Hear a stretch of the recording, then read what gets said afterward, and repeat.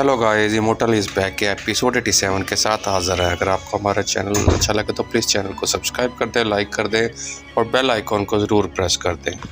पिछले एपिसोड में हमने देखा था कि एक छोटा सा एक्सीडेंट हो जाता है और नीचे किंशु उतरने लगता है। साथ ही रेड वाला कहता है कि बॉस आप नीचे मत उतरें, मैं जाके देखता हूँ क्या आखिर मसला क्या है, ये छोटा सा ही है, मैं अभी सॉल्व करके आपको फिर बताता हूँ।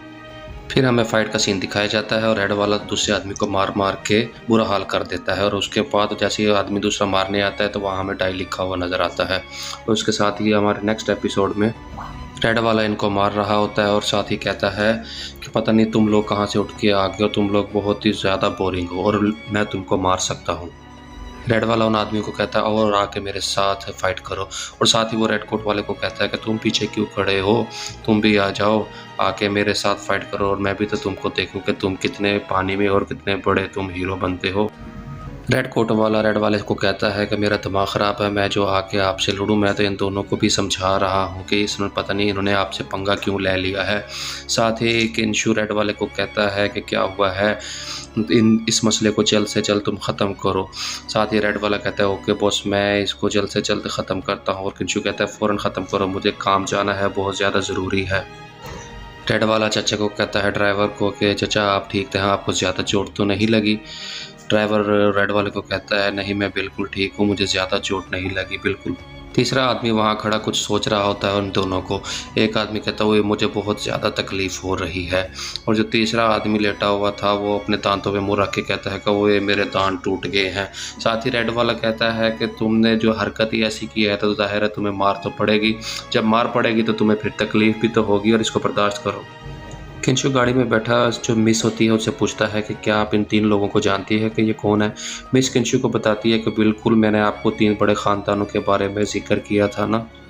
मिस किंशु को बताती है कि वो जो लंबे बालों वाला था वो जॉन फैमिली का बड़ा बेटा था, उसका नाम जेंग योंग है, और जो दूसरे नंबर वाला लड़का था वो दियोन फैमिली से था, और जो उसके पीछे रेड वाला था जिसने फ़ाइट नहीं की वो उसका बड़ा भाई था। किंशु उनको देख के कहता है अच्छा क्या तुमको मालूम है क्या ये हमसे आकर दोबारा बदला ले सकते हैं। साथ ही लड़की सोच में पड़ जाती है और मिस उनको बताती है कि मैं कुछ कह नहीं सकती, वो बिल्कुल वापस आ सकते हैं लेकिन किस तरह आएंगे ये मैं इनके बारे में कुछ नहीं बता सकती। साथ ही किंशु रेडो और पिंक वाले को कहता है कि तुम दोनों मिस को फॉलो करोगे और तुम्हें पता है ना अगर वो हमला करें तो तुम्हें क्या करना है। पिंक वाला मिस को कहता है आप परेशान ना हो, हम आपके साथ हैं और हम आपकी हिफाजत करेंगे। मिस बताती है कि हमारे पास चिंगमैन से एक सिक्योरिटी की टीम है और उनकी सलाहियत बहुत ही ज़्यादा काबिल दीद हैं और वो बहुत ही ज़्यादा बहादुर भी हैं। साथ ही किंशु मिस को कहता है कि मेरा जहाँ तक इल्म है कि आपके भाई भी वापस आ गए होंगे ट्रेनिंग से और वो भी अब काफ़ी स्ट्रॉन्ग हो गए होंगे। अब आपको पता करने की ज़रूरत है कि वो अब कितनी सलाहियत रखते हैं और क्या वो अब लड़ सकते हैं कि नहीं, इसके बारे में आप मुझे बताएंगे। फिर इसके बाद हम सीधा उसी सीन की तरफ जाते हैं जहां नीलामी होनी है। वो नीलामी का दफ्तर दिखाया जाता है और ठीक 8 बजे का टाइम दिखाया जाता है और साथ ही एक ऐलान शुरू हो जाता है कि जो जो लोग नीलामी में हिस्सा लेने के लिए आए हैं बराए मेहरबानी करम करें और वो अपनी अपनी सीटों पर जाकर बैठ जाएं।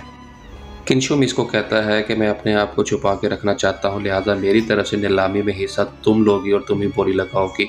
साथ ही मिस कहती है यस मास्टर, मैं आपकी बात समझ गई। और उसके बाद हमें एक लड़की का सीन दिखाया जाता है जिसका पाँव दिखाया जाता है, वो वहाँ पे इंटर होती है और साथ ही वो ऐलान करती है कि मैं यहाँ की मेज़बानी करूँगी और जो भी आज की सारी नीलामी होगी वो मेरे थ्रू ही होगी। और साथ ही किंशु उस लड़की को देखकर अचानक से चौंक जाता है और साथ ही सोच में पड़ जाता है कि ये लड़की यहाँ पर आखिर कर क्या रही है, और साथ ही वो उसकी तरफ देख रहा होता है। मिस बोली अपनी स्टार्ट करती है और साथ ही कहती है कि ये एक मिट्टी का गुलदान है जो कि कैन फैमिली से आया है और आज की हम बोली इसी से स्टार्ट करते हैं। चलो हम अपनी बोली स्टार्ट करते हैं और जो भी लोग इसमें अपने अपनी लगाना चाहते हैं हिस्सा वो अपना शुरू कर सकते हैं। उसके बाद हमें सीन दिखाया जाता है कि वो जो गुलदान था वो सेल हो जाता है और वो किंग फैमिली की मलकियत बन जाता है। और साथ ही मिस कहती है कि अब नई जो हमारी है वो ये है बोली, इसमें आपने 1 युहान से लेके 1000 से लेके 1 मिलियन तक युहान की बोली लगानी और देखते हैं कौन इसमें हिस्सा लेता है। किंशु वो स्टोन को देखकर कहता है कि ये स्टोन तो वही है जो हम यहाँ पर हासिल करने के लिए आए हैं। और वो मिस को कहता है कि आप देखकर कोई भी जल्दबाजी ना करें, पहले सारे हालात का जायज़ा लीजिए, उसके बाद फिर आप हमने जो करना है वही करेंगे। साथ ही कोई आदमी 1.2 बिलियन की बोली लगा देता है। उसके बाद हम देखते हैं कोई 7 मिलियन, कोई 5 मिलियन, कोई 10 मिलियन, कोई 15 मिलियन और कोई 3 मिलियन, 2 मिलियन की बोली लगा रहा होता है। और इसके साथ ही किंशु 15 मिलियन की बोली लगाता है। उसके बाद ही उसके साथ बैठा हुआ आदमी 20 मिलियन की बोली लगा देता है। और जैसे ही 20 मिलियन की आवाज़ आती है, किंशु उसकी तरफ देखकर चौंक जाता है। किंशु उस मिस को कहता है कि जो भी हो जाए तुमने इस बोली को जारी रखना है और हमें ये जो चीज़ है वो हासिल करनी है।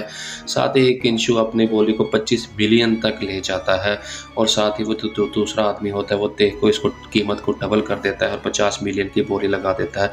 साथ ही किंशु देख कर मुस्कुरा रहा होता है और कहता है कि ये सिर्फ इस आदमी इस बोली को डबल करने की कोशिश कर रहा है और इसका कोई मकसद नहीं है। मिस अपनी सीट से खड़ी होती है और 100 मिलियन की बोली लगा देती है। और वह आदमी इनको देखकर साथ ही बोली को डबल करके 200 मिलियन की कर देता है। और लड़की अपनी सीट से मिस खड़ी होकर दोबारा 400 मिलियन की बोली लगा देती है। और वो आदमी 400 मिलियन को देखकर बड़ा परेशान हो जाता है, कहता है एक ही दफ़ा में 400 मिलियन जा रहे हैं, ये तो बहुत ज़्यादा है। और साथ ही वो बोली वाली कहती है कि 400 मिलियन 1, 400 मिलियन 2, 400 मिलियन 3। और ये स्टोन इस लड़की के हुए जो कि सीट नंबर 19 पे बैठे हैं। जैसे ही वो सीट नंबर 19 पर देखती है तो सामने उसने बैठा हुआ किंशु सा नज़र आता है।